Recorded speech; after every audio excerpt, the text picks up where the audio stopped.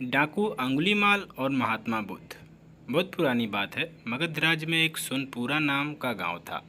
उस गांव के लोग शाम होते ही अपने घरों में आ जाते थे और सुबह होने से पहले कोई भी घर के बाहर कदम भी नहीं रखता था।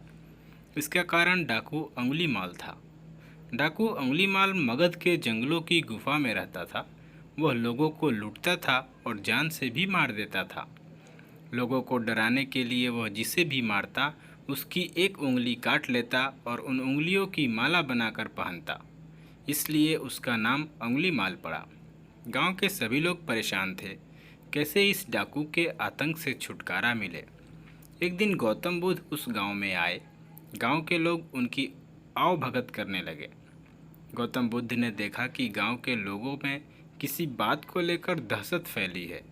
तब गौतम बुद्ध ने गांव वालों से इसका कारण पूछा। ये सुनते ही गांव वालों ने अंगुलीमाल के आतंक का पूरा किस्सा उन्हें सुनाया। अगले ही दिन गौतम बुद्ध जंगल की तरफ निकल गए। गांव वालों ने उन्हें बहुत रोका, पर वो नहीं माने। बुद्ध को आते देख अंगुलीमाल हाथों में तलवार लेकर खड़ा हो गया, पर बुद्ध उसकी गुफा के सामने से निकल गए। उन्होंने पलट कर भी नहीं देखा। अंगुलीमाल उनके पीछे दौड़ा, पर दिव्य प्रभाव के कारण वो बुद्ध को पकड़ नहीं पा रहा था। थक हार कर उसने कहा, रुको।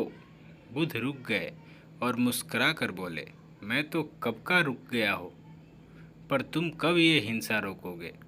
अंगुलीमाल ने कहा, सन्यासी, तुम्हें मुझसे डर नहीं लगता? सारा मगध मुझसे डरता है। तुम्हारे पास जो भी माल है निकाल दो, वरना जान से हाथ धो बैठोगे। मैं इस राज्य का सबसे शक्तिशाली व्यक्ति हूँ।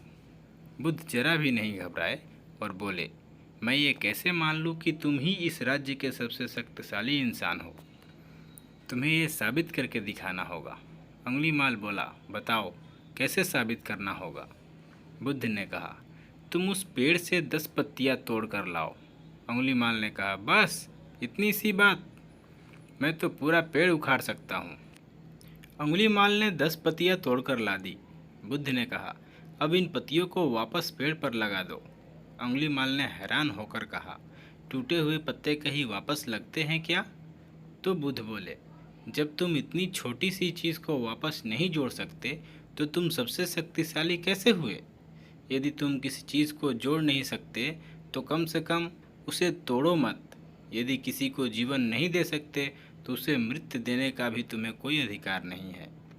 यह सुनकर अंगुलीमाल को अपनी गलती का एहसास हो गया और वह बुद्ध का शिष्य बन गया और उसी गांव में रहकर लोगों की सेवा करने लगा। आगे चलकर यही अंगुलीमाल बहुत बड़ा सन्यासी बना और अहिंसका के नाम से प्रसिद्ध हुआ।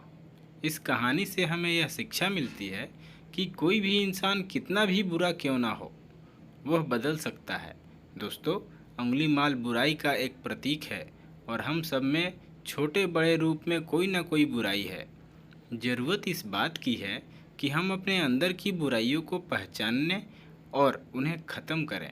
तो दोस्तों, हमारी ये छोटी सी कहानी आपको अच्छी लगी तो हमारे वीडियो को लाइक और शेयर करें, और अगर आप हमारे चैनल पर नए हैं तो हमारे चैनल को सब्सक्राइब करके बेल आइकन दबाकर ऑल पे टैप करें, जिससे आपको वो हर वीडियो का नोटिफिकेशन मिलता रहेगा जो हम अपडेट करते हैं। Thank you for watching.